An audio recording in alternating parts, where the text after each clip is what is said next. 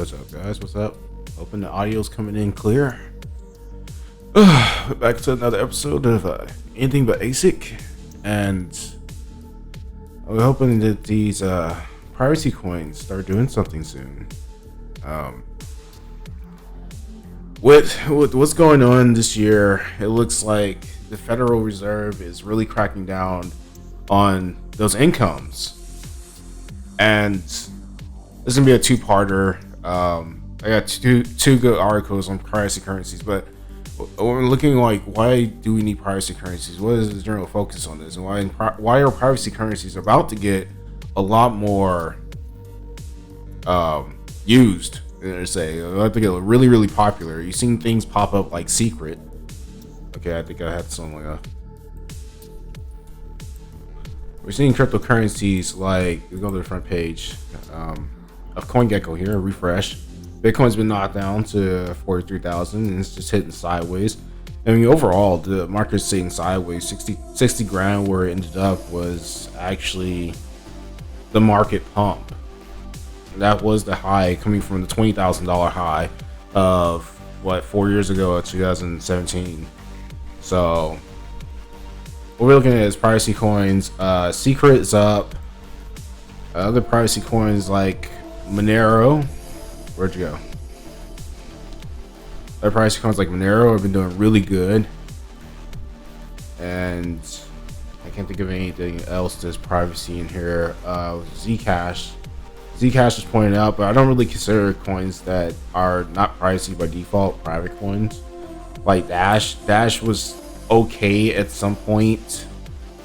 You saw it go up, but really it's not a privacy coin. I guess people figured out immediately that it wasn't a privacy coin and ran back to Zcash, but they seem to be on par with each other. But Secret has come up, a real good glow up there. But that's not where we make our money, and that's not where the innovation is. So we're gonna get into it. With the global crackdown and government printing going on, we know that eventually this bubble is going to pop. The everything bubble is here. And to make up for that, the government seems like it's going in on the taxes. They're seeking the I.R.S. on everybody, especially the poor. They're smacking the poor over the head. Anybody that makes like under $40,000 a year, they're smacking you over the head with a barbed wire baseball bat. That looks like that's what's coming. So we're gonna get into the article. I was looking around the Oxen. I'm gonna read this one later. Oxen is one of the stronger privacy currencies that has a couple of products, and it's one of my favorites picks. The only thing I didn't like about it was, I think I mentioned in a previous video, is that it went from proof of work to proof of stake. But technically, I'm okay with that. Like Ethereum, it is a utility token. It's just private, which I'm okay with utility tokens being proof of stake. So we are going to go away. We're gonna look at this article. I'm gonna read this real quick. It's about 10-minute read.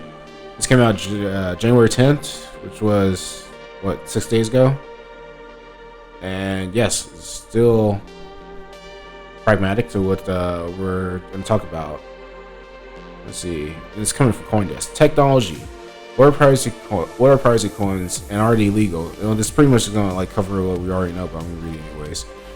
Regulated privacy coins continue to be a top priority for financial authorities as they attempt to clamp down on illicit crypto trading activities. Thanks, Robert Stevens. Privacy coins are cryptocurrencies that preserve anonymity by obscuring the flow of money across their networks. They make it difficult to work out who sent what to whom, which is useful if you don't want anyone snooping on your financial activity. Well, how do privacy coins work? Take away the privacy-preserving technology, and the privacy coins appear to be similar to coins like Bitcoin. They run on blockchains, decentralized ledgers, and are maintained by a network of anonymous validators. But it is the advanced privacy technique that distinguishes privacy coins from the rest of the pack. The large privacy coins by market capitalization are Zcash and Monero so far. Dash and originally started life as a privacy-focused coin named Darkcoin, but rebranded in 2015 and opted to focus on digital payments instead. Though the project boasts its own branded coin joining feature, CEO Ryan Taylor assets that should not be construed as a privacy coin. Monero is one of the only privacy coins that is private by default. Unlike Zcash, you can't turn its privacy functions off to hide transactional data. Monero uses one-time use stealth addresses for each transaction, ring signatures, which group genuine transactions with old decoy transactions to make it difficult to work out which transaction is legitimate, and ring count, or ring CT, which hides the amount of Monero sent in the transactions. Zcash is a privacy coin that also allows for transparent transactions. Private transactions use zero knowledge proofs, a type of mathematical calculation that signals to the network that something is definitely true, like the validity of a transaction, without publishing additional information about the transaction, like the address and the transaction amounts. Are privacy coins legal? Oh, well, here now we're getting into it. Privacy coins have come under intense scrutiny from regulators around the world, and they bid to crack down on black markets fueled by privacy coins. No, yeah, but Australia, we gotta think outside the US of this. Australia and South Korea have banned exchanges from offering privacy coins, while Japan has banned them entirely. And this is why the price is not really pumping. You got these somewhat semi first world countries just straight up going, no, we don't want that. And if you're using that, we're gonna come after you. Tightening of the KYC, otherwise known as Know Your Customer laws imposed by anti-money laundering regulations that launder more money than you think, may continue to make it life difficult for users of privacy coins. These include FATF travel rule and the AMLD-5 directive set by the European Union. If you're in Europe, I feel sorry for you guys, man. You guys are getting it. Anything owned by the Queen, which that includes Canada and Australia, you guys are getting the boot on the head, literally.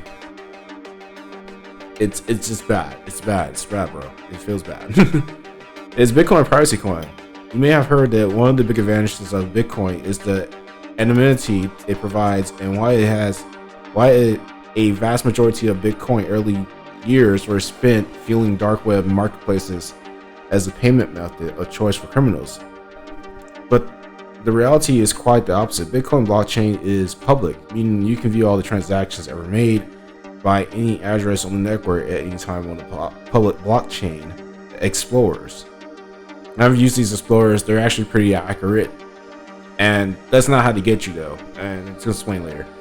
The Bitcoin protocol, like most blockchain networks, does not preserve anonymity. Instead, it preserves pseudo anonymity. Unless someone has claimed ownership over an address, which looks like a string of letters and numbers, you can't tell who owns it. That said, a number of blockchain analytic companies like chain analysis turncoats have produced tools that can considerably narrow down the search. These tools look for relationships and transactions that help companies and law enforcement agencies trace criminals. There's also CipherTrace and Ellipsis. I already went over that in previous videos. That being said, a recent upgrade has launched on Bitcoin's protocol called Taproot. It also launched on Vercoin, by the way. Didn't put that in there. They could launch first on Vercoin. That makes it possible to enhance the privacy of certain transactions by allowing complex smart contract transactions to look like regular transactions. However, until Taproot becomes widely adopted and integrated by the developers, its effects are limited, meaning that enough banks are holding Bitcoin for so long, and they're not going to ever use Taproot because they're never going to need to hide their transactions, that all the Bitcoin that's already being held and it's already been mined and it's already in people's wallets, unless they use private transactions, Taproot's just never going to work. it's never going to work out because there's always going to be Bitcoin out there, and certain Bitcoins that are not fungible, which is what Litecoin's trying to work on, that people can see onto certain wallets and move from one wallet to the other. So Taproot's going to be a very long transition, whereas Monero, once again, was privacy from default, which is why the hands are strong. In the meantime, one way of enhancing the privacy of Bitcoin transactions is to use a mixer or tumbler. When you send use Bitcoin using a mixer, the mixing service jumbles your Bitcoin with the Bitcoin other people who want to use the mixer at the same time. After being sufficiently tumbled, the service will spit out an appropriate amount of random Bitcoins to your intended recipient. Since your Bitcoin is mixed up with everyone else's, it's difficult to work out who sent what to whom. Popular examples of mixers include CoinJoin and CoinSwap. Our privacy coin is really private. Because of the new analytical tools being developed all the time, and computers may one day become powerful enough to crack modern encryption methods, it's difficult to label privacy coins truly private. That said, under current encryption methods, they have proven resilient. Monero continues to be an actual moving target, and they continue to be on the very edge of what's actually being tracked. And I actually think that some of the smaller contractors for actually tracking privacy companies are actually devs for Monero. So it's just kind of like Charlie horsing them and putting a little chink in the armor just so Monero can slip by every upgrade. But that's just my theory. Law enforcement agencies have been keen to crack Monero transactions to uncover any criminals that use the network. In September 2020, the I.R.S. offered $625,000 to anyone who could crack the network. A company called CipherTrace has filed a patent claiming it has cracked the network, but those within the Monero community dispute its claims. Once again, why I believe that somebody on the dev team of Monero is in your CipherTrace or ellipsis.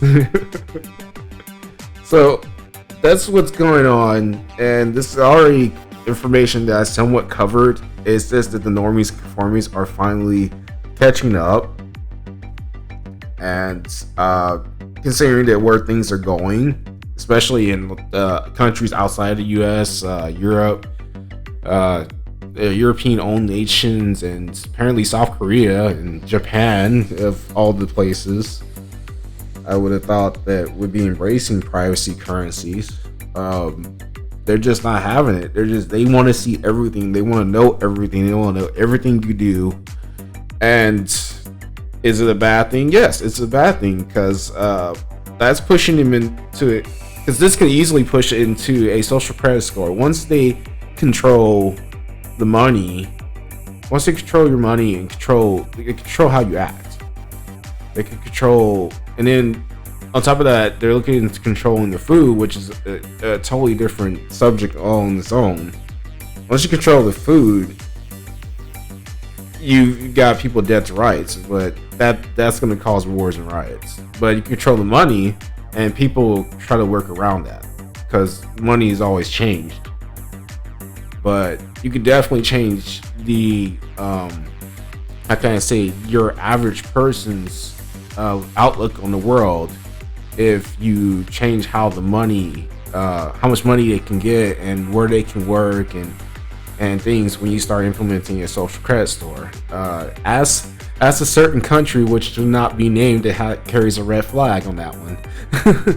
So what do you guys think? Do you think Monero, well, not Monero, just privacy currencies in general, are they going to pop?